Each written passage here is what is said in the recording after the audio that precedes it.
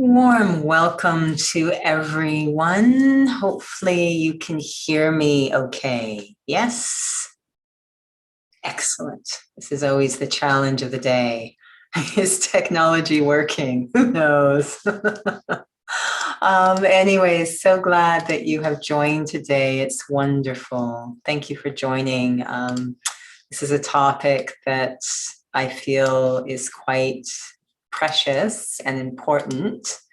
And there we go. Very precious and important, and really quite relevant to the time. So just to sort of let you know that this is being recorded, but you will not appear on the screen. So your privacy will remain intact, but it is live streaming to YouTube as well, just so you know. But again, you will not appear. And if you want to contribute or ask any questions and you don't want your voice to be heard, then just feel free to use the chat box and that will work just as well. Is that okay? So my name is Judy, and I'm a student here with the Raj Yoga Center in Calgary. And I was really pulled to the topic of forgiveness. I just feel right now the world just needs such gentle feelings. And if there's any prickly feelings inside, it's very difficult to contribute those gentle feelings to the world. And obviously it's not very comfortable inside either. So we all have, I feel, this capacity of such kindness and compassion, but we kind of have to always create that dynamic inside first. Before I go any further, we're going to actually have a little bit of a reflection to just get our heads into the space, if that's okay. So if you've never meditated before, you have nothing to worry about. Don't even use the word meditation. This is just a sort of inner dialogue so that I can sort of be fully present and open to the topic today. And Om Shanti Yogita, welcome. So I invite you, hopefully you are seated comfortably. If not, please make whatever adjustments you need to. You should not be uncomfortable. Your body should not be uncomfortable. So make those adjustments. And once you have, I'm going to invite you to take a couple of very gentle breaths. They don't need to be big or forced, but just really giving attention to the breath. So taking that gentle breath in, and as the air is slowly released from the lungs, it creates a wave of release in the body, encouraging the muscles to let go of any tension. And perhaps another breath in. And again, that gentle release of air that can help to slow everything down. And then just returning to that natural breathing the body will do on its own. And taking my sense of focus that was on the breath, starting to move it upwards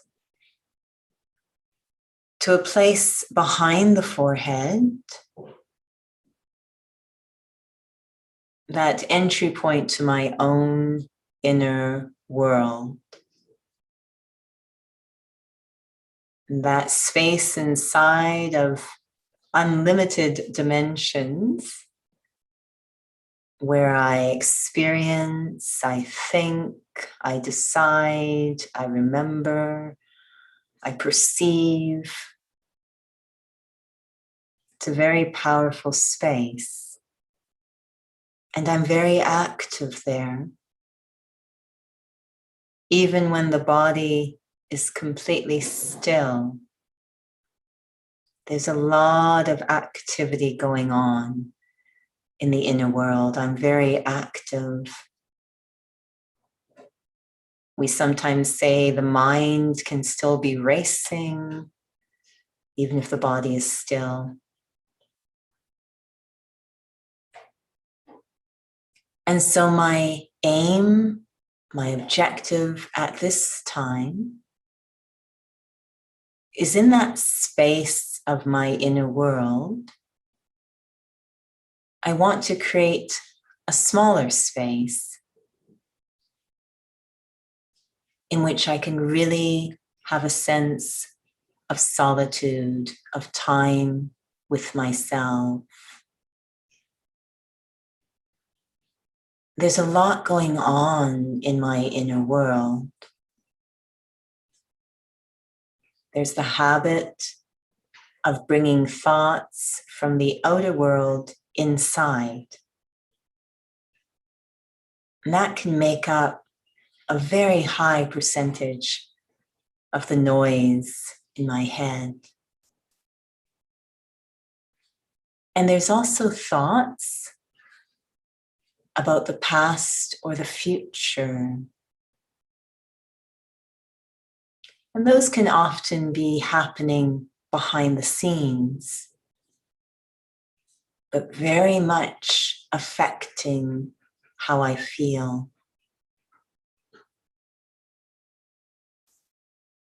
As I move through my inner world, I experience all those different tensions and activities inside, not trying to control or force or even change. Observing it all, it's okay, but moving through with that sense of focus until I arrive at a space deep inside, like a clearing in a forest, as if all those different thoughts are trees, and there's this clear space in the very center, the depths of my inner world. And that's where I seat my awareness, my sense of self, I, the thinker. I seat myself here in this clearing deep inside, immediately feeling it's a space where my mind can breathe, catch its breath. It doesn't feel as cluttered. This space is simple and light and almost feels sacred, safe. This is a space where I can have honest and meaningful conversations with myself.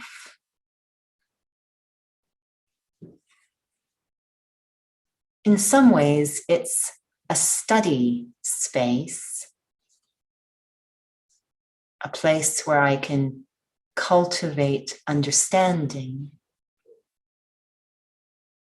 And the subject matter of this inner study space is me, the self. I know I've accumulated a lot of information and skills about the outer physical world. But do I really understand myself?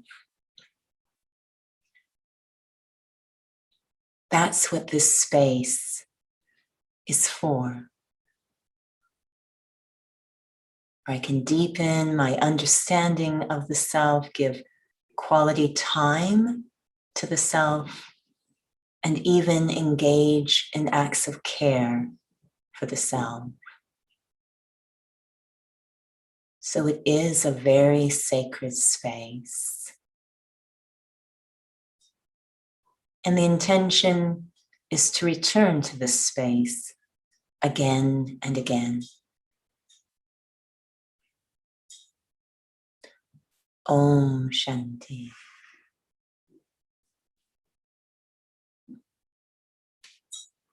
So warm welcome again to all. And I invite you, if you ever want to ask or contribute anything to the sharing, feel free to chat. Use the chat box, type in the chat box if you're not comfortable to unmute. And for anyone joining on YouTube, I have an eye on the chat box there too. So you can also contribute on that platform. So I love this topic of forgiveness, and I feel it's just so central to every single being. So in order to really create a context for it in this workshop, we're going to have to just share a couple of things about Raj Yoga and the understandings of that body of knowledge for those especially who have not had any exposure to that study. So Raj Yoga, and this is offered by the Brahma Kumaris, Raj Yoga is a study that really is intended, its full objective is to restore peace and happiness to the self and therefore the world. That's the entire objective. And the idea being that peace and happiness is really what everyone seeks. In all the various strange ways we try to do it, that's what we're looking for. And that it's never meant to be, peace and happiness are never meant to be a reaction to what's going on outside, that they actually are our true personality, if you will. It's a way of living, a way of being, becoming a peaceful being, a happy being, regardless of what's going on outside. So really turning on its head the way that we have come to live our lives, which is something happening outside is determining how I feel.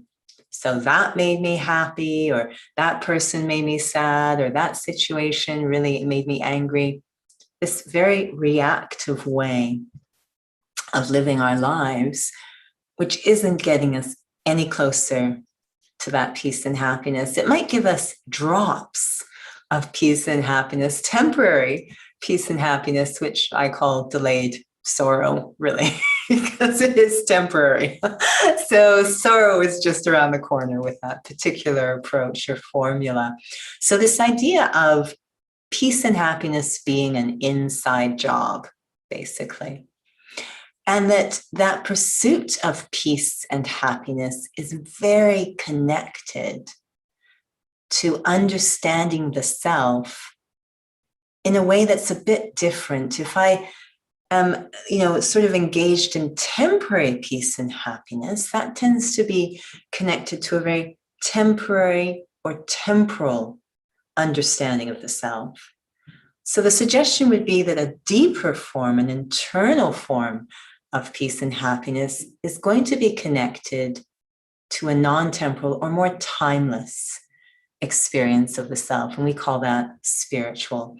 So Raj Yoga looks at understanding ourselves in a spiritual way in the pursuit of that peace and happiness. And I've always enjoyed it because it gives such a hopeful, beautiful, valuable, royal, dignified experience of the self. It left me anyways with, wow, do we ever have a limited concept of ourselves? It's a bit like these great beings kind of crawling around in the mud.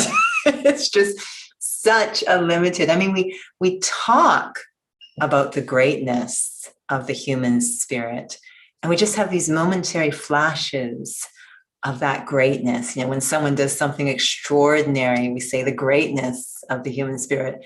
But most of the time, we're just kind of ordinary. And really what that's saying is, wow, what's happening that we only have these rare moments of greatness? Why are we not always in that state of the greatness of the human spirit? And how would that affect the quality of my life? Raj itself means royal or sovereign.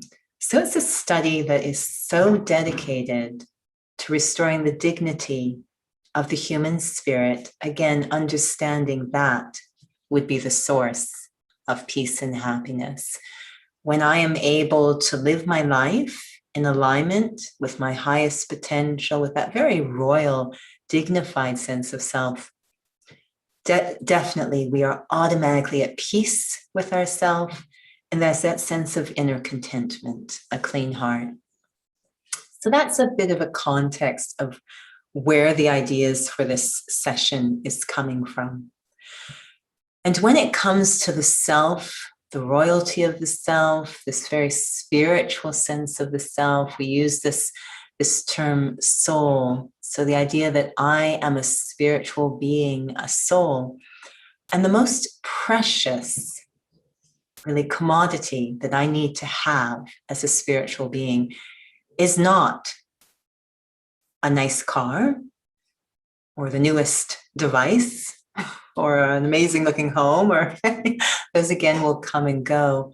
The most precious thing to have as a soul is self-respect. If one has self-respect, they really have everything. You can have everything in the world, but if you're very insecure within the self, it just it doesn't matter how much stuff you have. You're never really content, never really happiness. The happiness becomes so unstable and so dependent on externals. So how does this all connect to the topic of forgiveness? What is the connection between self-respect and forgiveness? So before we start to talk about that very important link, I'm going to invite you to take maybe a minute or two to reflect to yourself what might be the connection between self-respect and forgiveness. And this is all regarding the self. Forgiveness of others is so connected to first forgiveness of the self. So we're not even going to go into that territory at this point.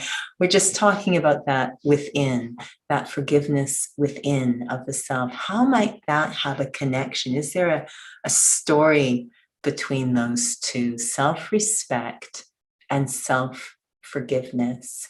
If you want to take a minute to reflect on that.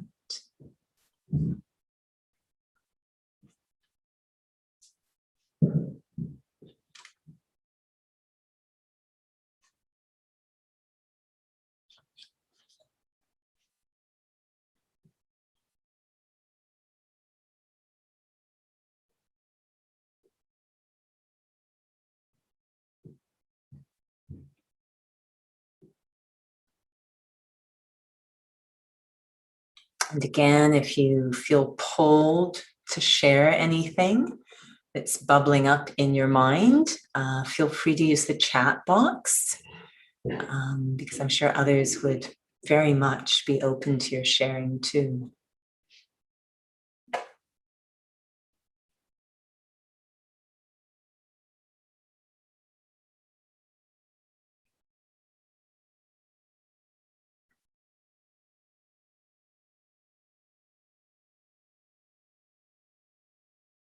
We have another question for you that's connected. Oh, wait. Oh. Hold on. Holding myself responsible, feeling guilty. So funny, you anticipated the next question, Sheila. Holding myself responsible, feeling guilty for previous mistakes or poor decisions. Thank you. Because that next question was to ask yourself, what happens inside when you make a mistake? What goes on inside when I make a mistake? We have some more sharing from Yogita. Having self-respect brings me closer to my being, brings me back to my authenticity. It allows me to forgive the self and dwell in my original innate state. Great. I don't think I need to say anything. This is all great. I'll just let you roll on here.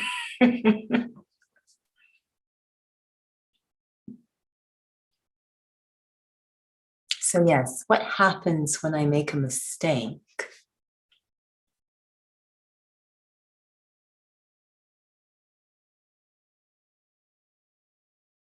Self-blame and doubt. Seems like peace and happiness would be very far away if that's my emotional state. It weakens your self-respect. Thank you.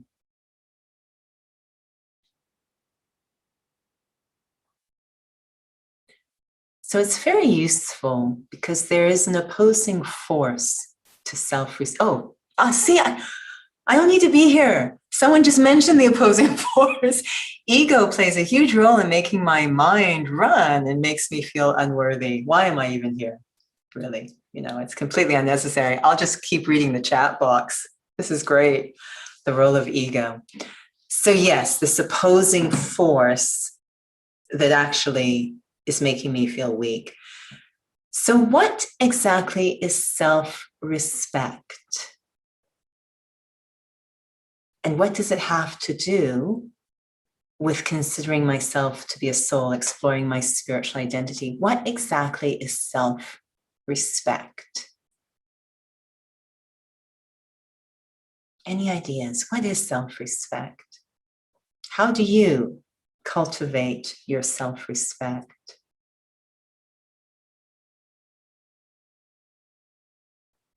Feeling confident and happy with my choices, unconditional love for myself. Beautiful. Doesn't that feel great? I love this word unconditional. We sometimes use the word unlimited in the practice, but it means the exact same thing, unconditional. So sometimes this idea of unconditional love, unconditional, I feel free. Yes, as if I'm not in jail. Unconditional valuing of the self. Now, the issue here we go, deeper understanding, deep faith in the self, that trust in the self. Everybody has such a beautiful understanding of self-respect. So all we're left with is, how do I get it? How do I get to the stage where I have unconditional love for myself, where I feel free, where I have a deep understanding, deep faith, deep trust in the self, feeling confident, happy with how do I get to that state? Clearly, everyone knows what it is. These are beautiful descriptions of self-respect. How do I get there? And this to me is really where a spirit, it's quite challenging. No, it's not. It's not challenging. Not if I know the method. It's challenging if I have no map, right? I mean, Judy left on the streets of Calgary without navigation. That's challenging.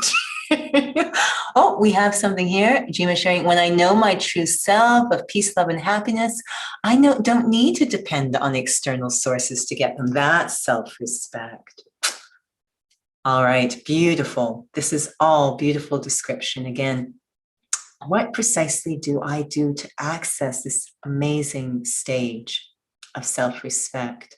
And this to me is where Raj Yoga excels, or a really robust spiritual practice excels.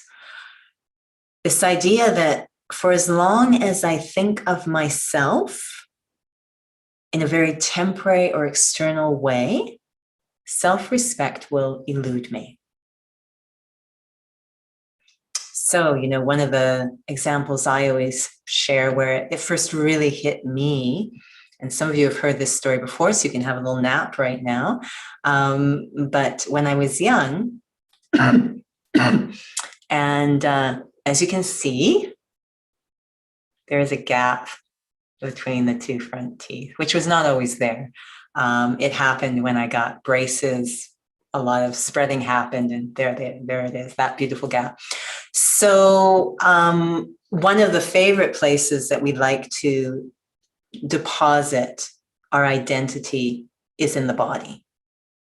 We think we're the body. Now, the body is temporary. I think we all know that, but that's, again, anytime we deposit our sense of self in something temporary, self-respect will elude us. So the body is one of the favorite places we like to we think we are the body. This is me, right? So wherever we deposit that sense of self, we are also going to deposit our sense of value. So I think I'm the body, so I'm going to try to seek value through the body. And so back to the gap between the two front teeth. So once the gap appeared, complete strangers would approach me and say, you have a gap between your two front teeth. It's like, whoa, I had no idea. And they said, the next thing they'd always share is, you can get that fixed. Now, I will share with you, the gap does not in any way really affect my functioning. Occasionally I lisp, but really it's pretty okay. So the suggestion was, there's something perhaps unsightly that I would want to get it fixed. So this idea of, it's just not valuable. It's not a valuable thing to have this gap between the teeth. So they'd always share, a referral to a dentist or something. And this would happen quite frequently. And then one day someone came up to me and said, you have a gap between your two front teeth. I go, I know. And then I was waiting for the next thing to come in the script, which you can get that fixed, but they didn't say that. What they said was, where I come from, that's a beauty mark. And that was when I realized, this is all arbitrary. This is completely ridiculous to think that my sense of value in this place I'm valuable, in that place I'm not valuable. It's just going to go, it will go mad. We'll go mad if we try to find a sense of value in anything temporary, whether it's the body, or another place that we try is the actions, the positions we have, the status, the things we own, the people we know. There's all sorts of interesting places that we try to invest our sense of self-value, self-respect. Anytime we try to invest it in something temporary, it's going to be extremely volatile, up and down, constantly changing. So that only leaves me with the option of investing my sense of self, and therefore my sense of value, in something that is not temporal, not temporary, not physical, not external. And this is where we talk about the idea, I am a soul. I am this timeless spiritual being.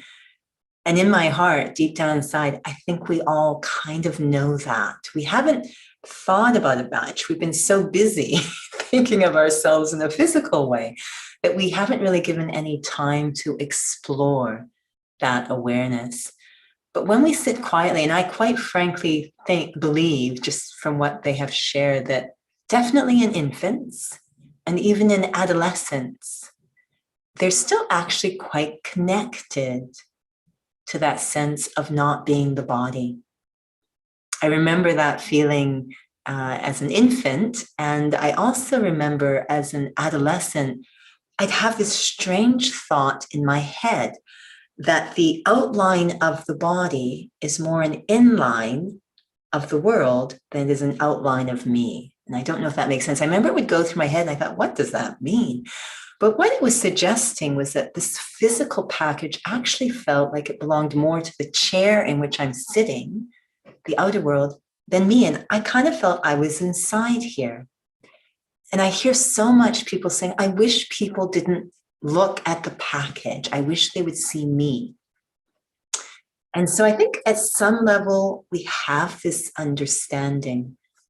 And it's really important to start to explore this sense, this timeless sense of self, this timeless value of the self, because it's the only thing that's going to give you any ground to stand on against what's really making us have no possibility of self-forgiveness, and that's ego. Ego comes down on us so hard that forgiveness does not seem possible. It's quite interesting because sometimes we'll sort of say, oh yeah, if it was someone else, I could forgive them, no problem, I totally understand, but no, it's completely unforgivable when I.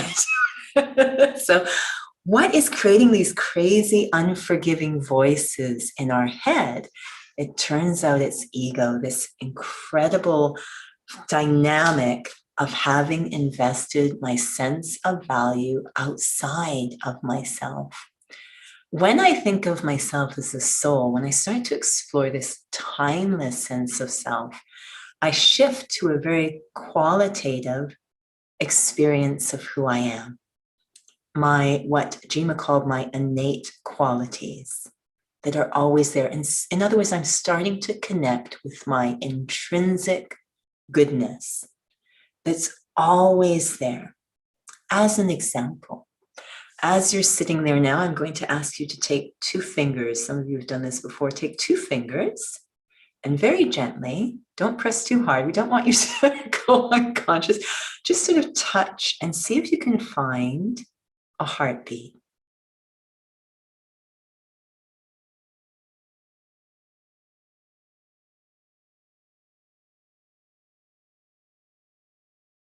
Did you find anything? Are you alive? Yeah. Now, first, good, thank you. I'm glad. First off, we sort of suddenly become quite meditative when we do that. We just naturally start to focus. It's quite interesting. Now, I have a question for you. Before you did this, before you actually tried to touch that subtle aspect of the heartbeat, was your heart beating anyways? Even when you didn't become aware of it, was it still beating? Right now, is it beating? Even like it's happening. Whether or not I actually touch the experience, it's kind of there. It's always there. It's always beating, right? And the same idea that this sense of self, that I am a spiritual being and I have these intrinsic qualities, it's always there. Whether or not I'm actually connecting to it is another issue, but it doesn't come and go like external things do. So we're going to pause for a moment here and have just a short reflection, an entry point. Some of you have spent a lot of time with this, so it'll be easy. Some of you, it might be your first time with this, and that's absolutely fine because we're in that little clearing where there is no judgment in that little clearing inside. I'm just trying to understand myself. So I'm going to ask you to go back to that little clearing inside, that sacred space deep inside, and explore this idea of what it means to say, I am a soul. So sitting comfortably again, and with one thought, taking my awareness to that place I had moved into earlier, that sacred space deep inside, like a clearing in the forest of my thoughts. It's quiet.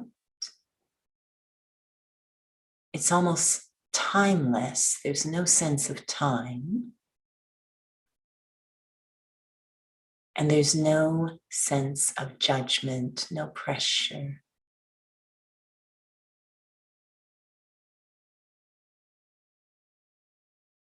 And in that space, I start to realize I'm just pure thinker. There's no real sense of my physical body here. There's just the sense of my own self reflecting, focusing on those thoughts. a sense of just pure being.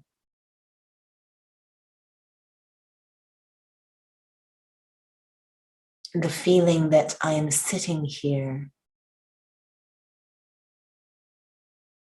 at the very core of who I am, very essence.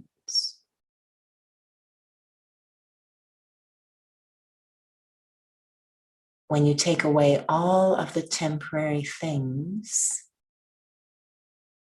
like the body, the roles, responsibilities, relationships, possessions, all the things that come and go.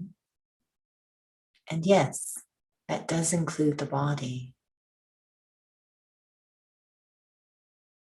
It's just me, the thinker, the one that's aware. This quiet, subtle spark of life that is me, able to think and feel.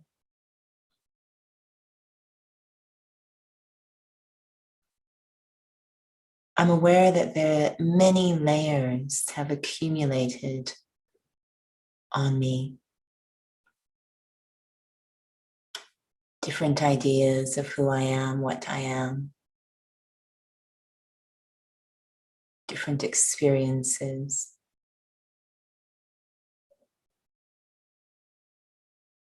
But in this space,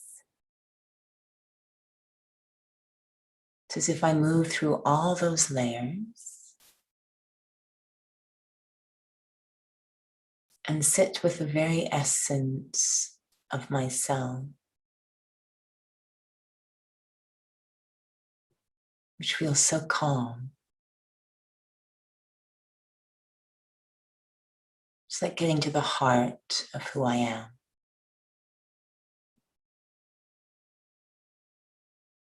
The real me.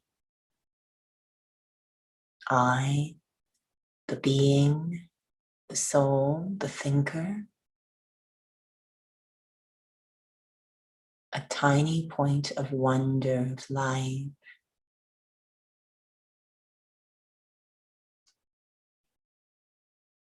All those layers had created an image.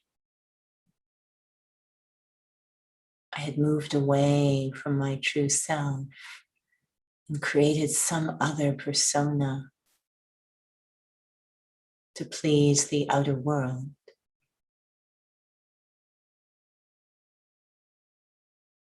But this feels like coming home.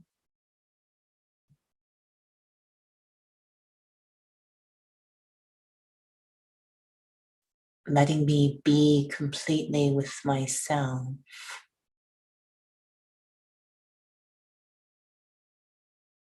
And experiencing the true qualities of the self. How my heart is really built. Peaceful. Loving lightness.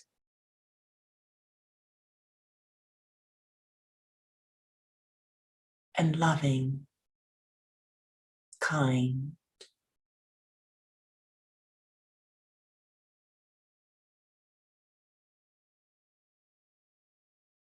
Just taking a moment to reconnect with this deep sense of self under all the layers.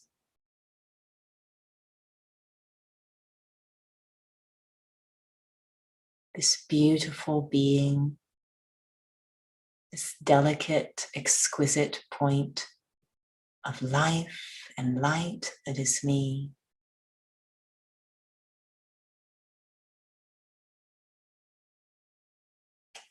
It's like a reunion with the self.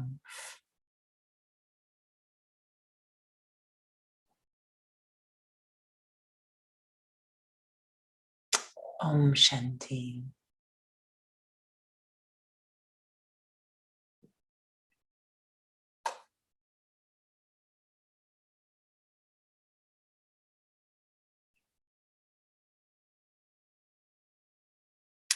I had an experience one time. This is while I was in ballet school, and I was a teenager at the time, so very much going through identity crisis. And ballet school was highly competitive, so could really do very interesting things to your self-respect if it was based on external things such as I am a dancer. And I remember it was summer school, and we had a master teacher come to teach us. And he had brought one of his top students, a professional dancer, with them. They had to rehearse because they had a very limited timeline. So between master classes, we would watch them rehearse a dance that he had choreographed. And ironically, the dancer he was training was also named Judy. And I remember watching Judy, and the first thing I noticed is that she certainly didn't look like, I mean, she was a professional ballet dancer, but she didn't look like your typical ballet dancer. She looked very healthy, very strong. But there was this feeling around her that I was trying to put my finger on, and it was so enjoyable, so lovely. I thought, what is it? What is that? What does she have? You know, it wasn't anything physical. I mean, she was a beautiful dancer, but it was nothing physical. And what was neat was after she rehearsed, she would see us there, and we were in awe. I mean, she was like a ballerina, you know. She'd come over, and the way she interacted with us was so respectful, such a sense of equals, genuinely interested in us, so supportive. And I kept saying, from all the sort of insecurity I've been around, it was like, this is really unusual and so wonderful. And I finally figured out the thing she had for, you know, it was just, I don't know how she'd cultivated it because it's quite a challenging world, was self-respect. Because what happens in ballet and what we were witnessing is while she was rehearsing, all that happens, all the ballet master is doing is correcting you, is finding your mistakes, telling you what you're doing wrong. That's what a ballet class or rehearsal looks like. It's just constant correction. And what I noticed is that it did not in any way affect, it wasn't arrogance. There was this beautiful humility about her, but she just was so light and easy and content and happy. And she's getting corrected, and we're witnessing her being corrected. I thought, wow, this is so healthy, how she's taking corrections, having her mistakes pointed out, and it just doesn't feel like it's in any way making her heavy. I just loved it. I loved watching it. And I realized because she had this untouchable thing inside, the self-respect that was untouchable. Nothing could crush it. So it's so, so important to cultivate, to spend time, not wait for a crisis, but have a daily practice of watering that seed of self-respect, because the things that come along to crush it are not from outside. It's not anything anyone says or does. That's not what is trying to crush. It's ego. Because of all the time that we've spent cultivating that image, attaching our value to externals, we have been watering something called ego. And ego does not like to let go. Even if we serve notice saying, I now want to restore my self-respect, ego says, I don't think so. And what ego has is a case file on you, a really big case file. It has in that itemized to the day and the second every single mistake, which really wasn't a mistake, as we'll learn in a moment, but every single mistake you've made. It can pull the file and say, on January 20th of 1972, you did this. And that makes you a bad person. It just is. And you go, my gosh, I've got no foot to stand on. I mean, they're right. I did do that on January 20th of 1972. The ego's absolutely right. I got no recourse, no response. He said, ego is an excellent lawyer. It's got lots of evidence of why you should feel bad about yourself. And it can pull a file out anytime. And it keeps collecting material. So every time we make a mistake, ego takes that and puts it in the file. And the way it does it is we feel bad. If we feel bad, that means the ego just created another file. There's no forgiveness possible. There's no pardon in ego's court. We have nothing. It's only if we cultivate self-respect that we have a foot to stand on. Because what self-respect says is, I have faith in myself. I know I am intrinsically good. I know who I am. So something must have been going on in that situation that I reacted in that way. In other words, self-respect fosters understanding, which is the only possible response to ego, is understanding. On any spiritual path, it will offer these two things: self-respect, a foundation to stand on, and a really, really comprehensive, unconditional body of knowledge, understanding. Absolutely essential. So that anytime, whatever file ego pulls out, it's not that I'm making excuses or anything, but I understand yes, I did make a mistake, and I understand what happened. So I can use the mistake in a worthwhile way, rather than just to feel bad and add to ego's collection. I use that mistake to learn what happened. What happened that I reacted that way? Because at any given time, at any moment, all sorts of pressures can be activated in the soul. And we talk about these in Raj Yoga, whether it's attachments or insecurity or fear. Any of these pressures can be activated, and they will distort how we land up responding or behaving. It's a bit like an elite athlete who, is fastest runner in the world. And that's what their capacity is. They're the fastest runner in the world. But somewhere along the line, they might have a pulled hamstring or whatever the case may be, or there's the possibility. And they're sitting there racing, and suddenly they just, the muscle seizes, it pulls, and they fall over, and they're like, what's going on here? Why aren't they doing what they're supposed to do? And I've heard, it's very interesting. I've heard of really high-end entertainers, very high quality, world-class entertainers who, they develop a sore throat and they feel bad. Now, it's a really odd thing, and they really have difficulty forgiving themselves. They feel they're letting everyone down. They feel bad. You're like, you've got a sore throat. I mean, what are you going to do about it? Like, it's nothing to feel bad about, but it's really odd. You try and understand the connection, but you can once you realize how ego and all of its friends got involved in the conversation. It's amazing. Once these pressures start to exert, it really distorts our capacity to understand, to be able to use that mistake in a learning way. Rather, we just use it as another file in ego's cases. So this power of self-respect, this unconditional valuing of the self, because I know I am a soul, that I am intrinsically good.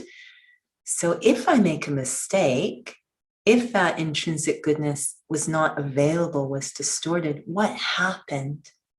Let me understand what happened so I can learn.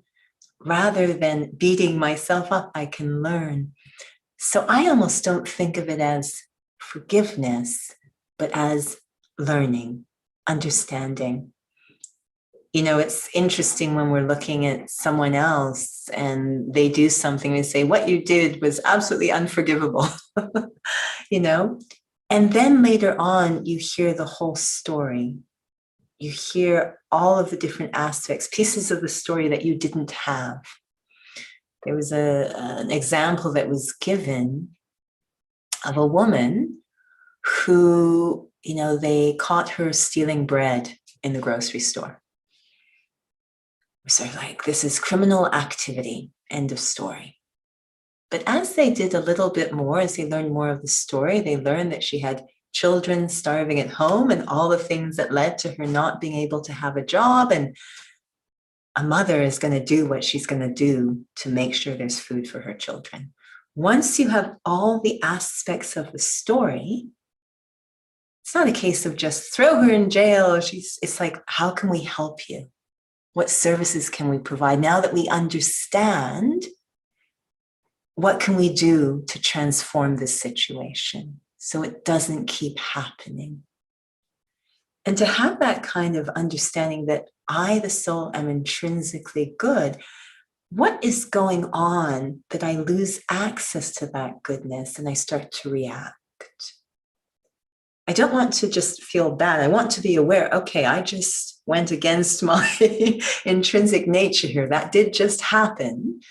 I want to notice that, but rather than going down the avenue of feeling bad, I want to go down the avenue of understanding what happened here.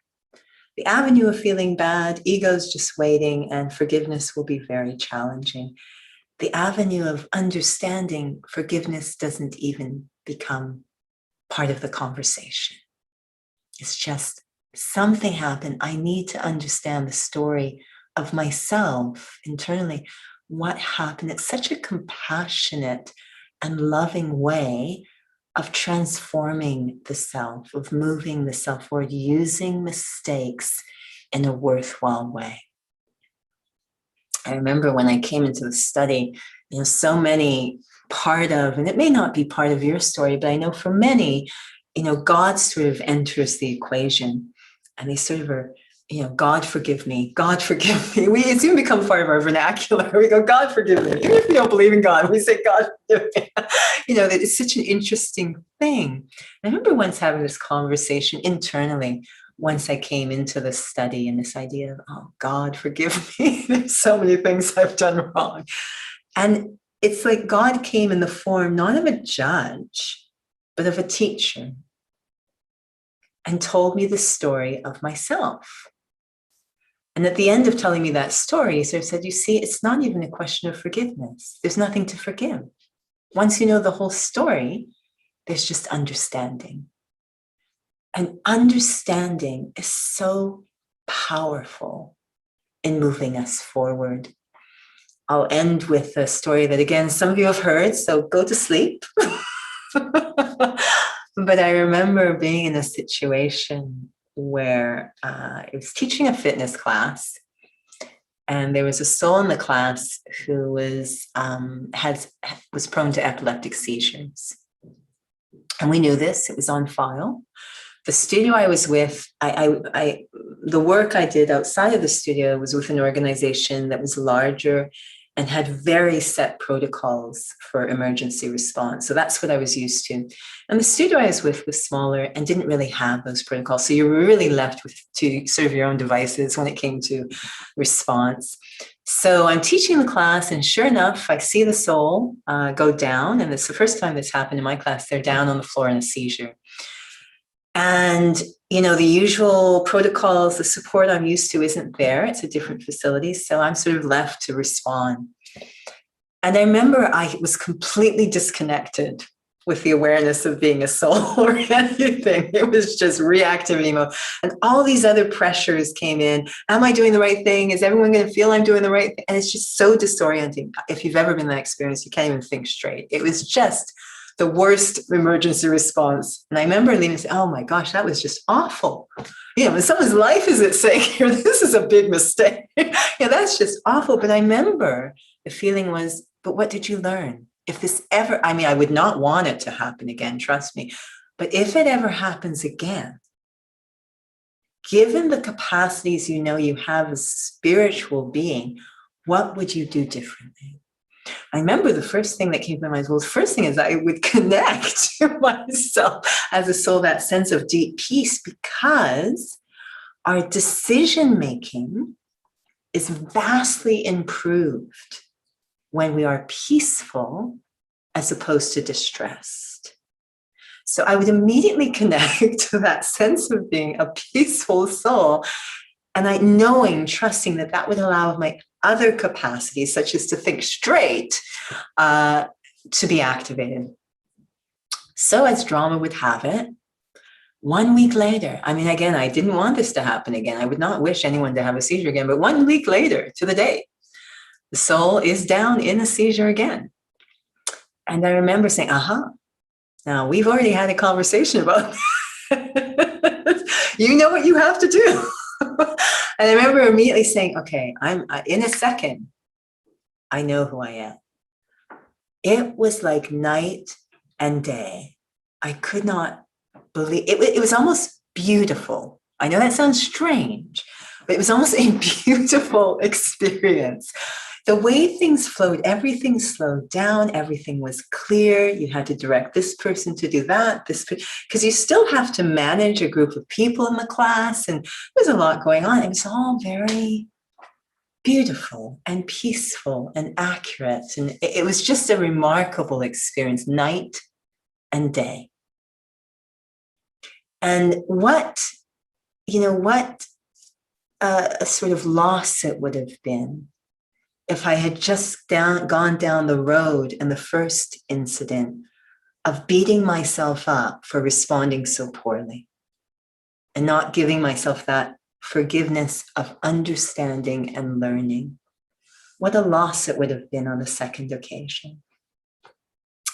So I guess the essence of this is really to give that time to reconnect to the self in a spiritual way, to deeply experience, if you will, the greatness of the human spirit. This great, great unconditional. You've hit it because it's unconditional, it's timeless. It's got nothing to do with anything external, not even the body. Watering that seed, creating that foundation, critical. Because then what it means is I have a place to stand when I react or respond in a way that isn't demonstrating my greatness. I will use that as an opportunity to learn rather than put it into ego's case file and start to try and figure out how to forgive myself. It will just become automatically an opportunity to learn. So I'm looking at the time. I want to give time to have a final reflection. So I'm going to stop here and see if there's anything that you want to share or ask.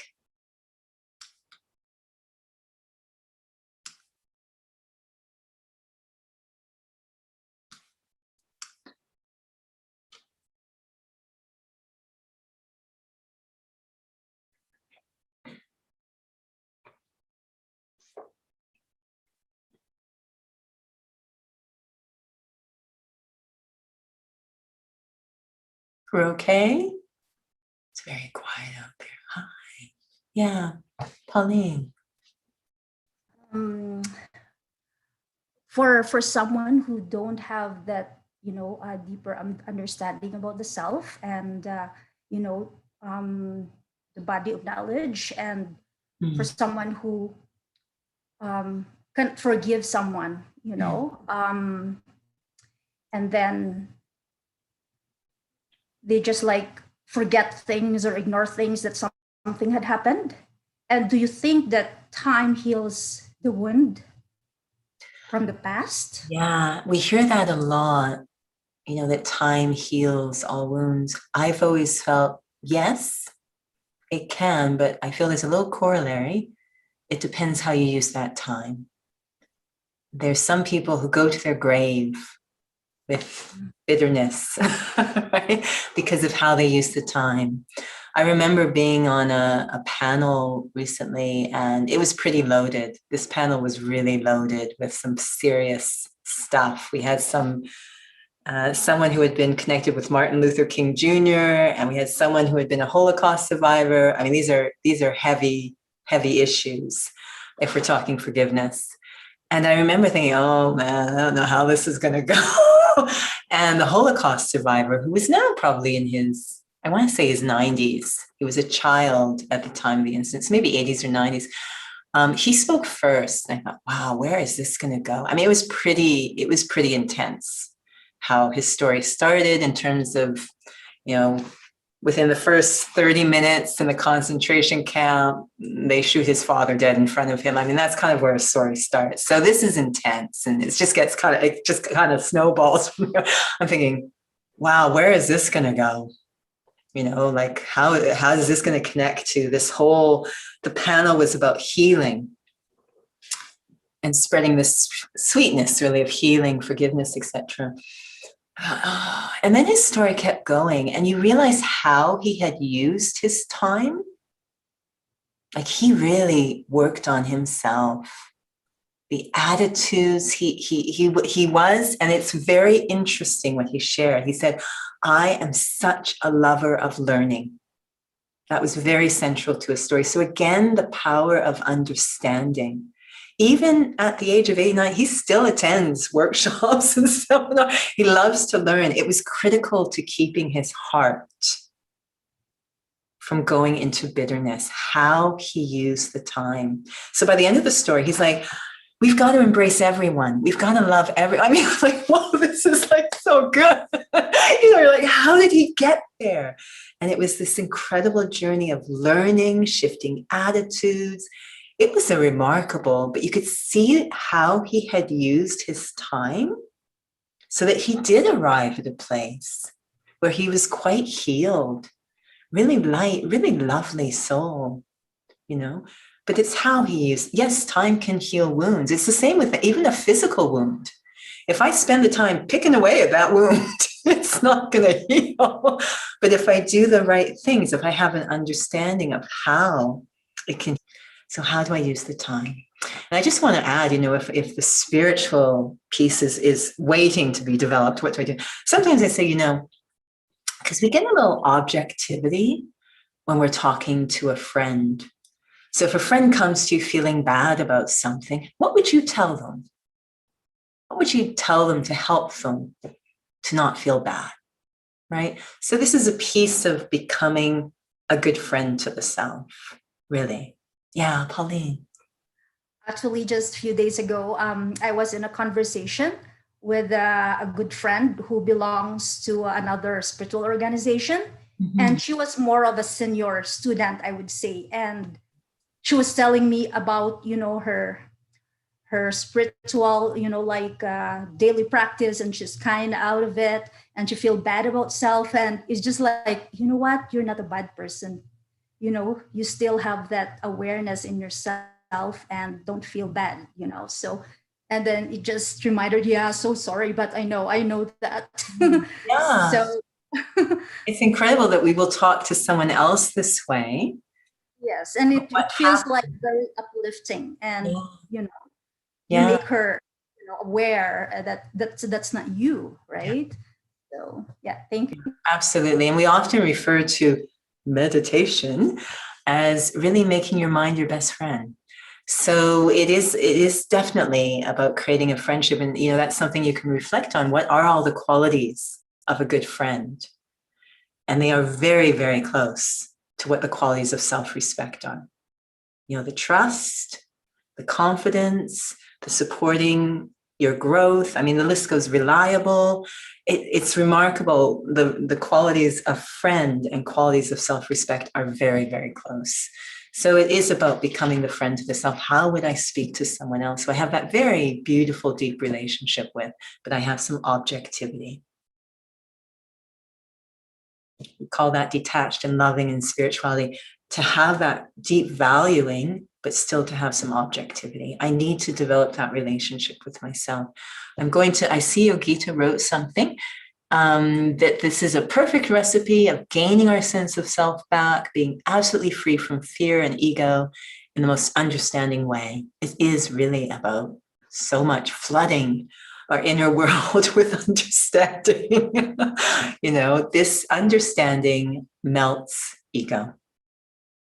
I always remember the Wicked Witch of the West in The Wizard of Oz.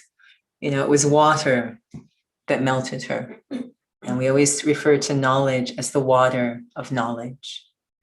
It is such a nonviolent way to deal with some very violent dynamics inside. Ego gets pretty ruthless. So it's such a loving way. This water of understanding can never be underestimated. So if it's okay, we're going to just take the last few minutes for a little reflection. But I want to first say thank you so much for joining. I loved what you all shared in the chat. It was so remarkable. I mean, clearly you understand, and it's really just carving out that time to put that understanding into a bit more practice to really care for the self. So once again, I invite you to go into that little clearing inside, that sacred space. Every time I go there, it becomes easier to reach and more familiar. All those trees of thoughts sort of fade off into the background. And that space, that sacred space I'm sitting, becomes more and more powerful. This is a space that is designed to protect my self-respect, like planting a seed in the ground and protecting it so it can be watered and nourished and grow. That seed is the true self. It needs constant watering, the water of understanding.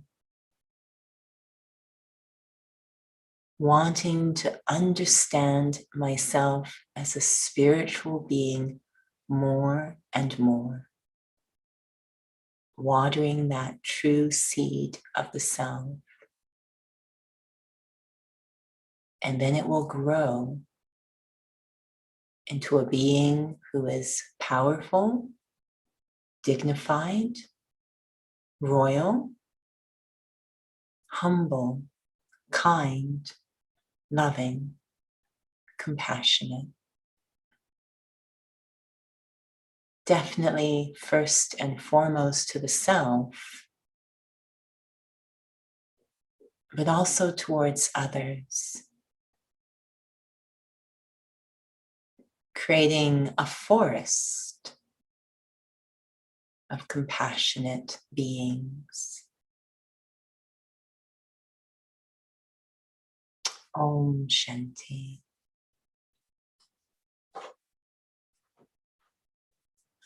Thank you so much again. All right. Don't go away.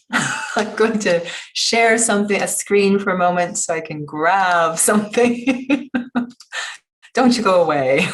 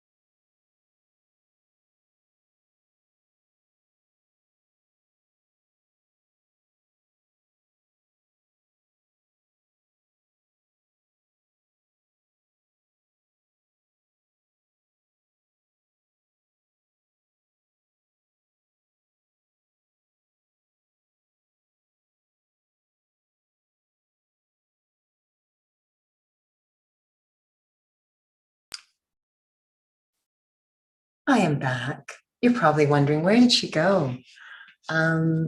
Should I resume? You can see a lot of things, can't you? Okay.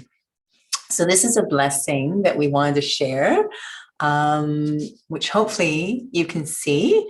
It says, you move through life with the brilliance of one who is completely at peace with the self. You move through life with the brilliance of one who is completely at peace with the self.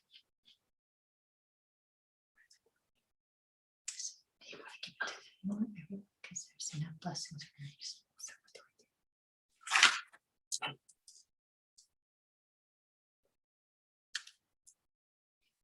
And another one. I think we'll try and send these to you. I'm hoping that you had registered, so we will have your email. What? Who was that for? That was for Sandy. So let's go back. Can we go back? Sorry. This is very interesting.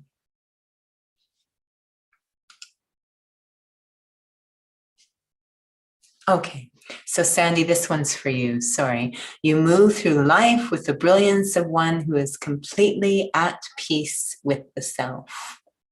And we will send that to you. And then for Pauline, where others might see problems and challenges, you see solutions and possibilities because your vision is filled only with love and regard. Again, we will email these to you. And then for Sheila.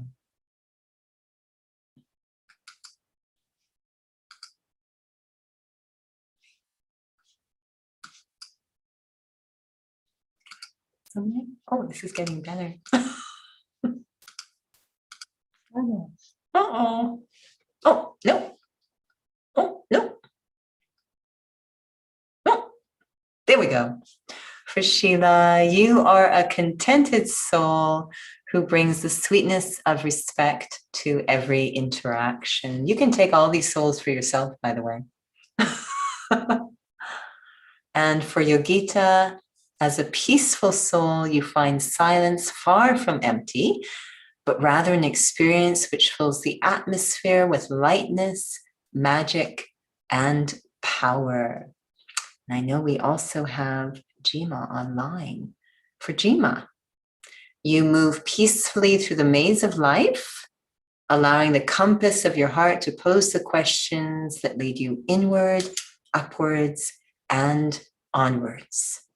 In short, you are all amazing. That's what it really boils down to.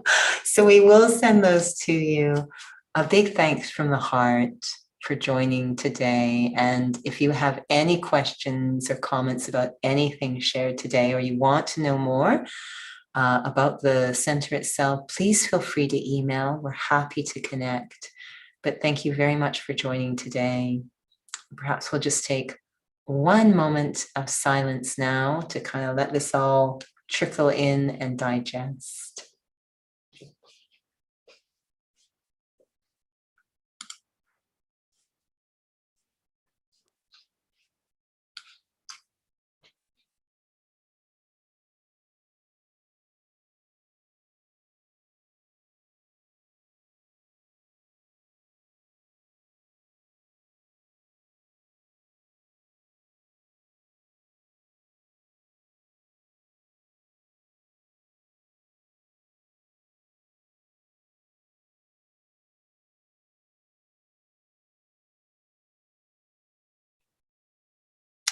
Thank you again.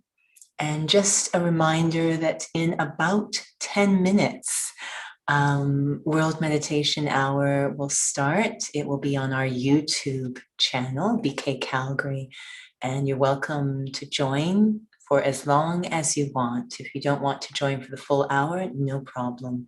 So again, that's on our YouTube channel. So until we meet again, have a lovely evening. Bye-bye.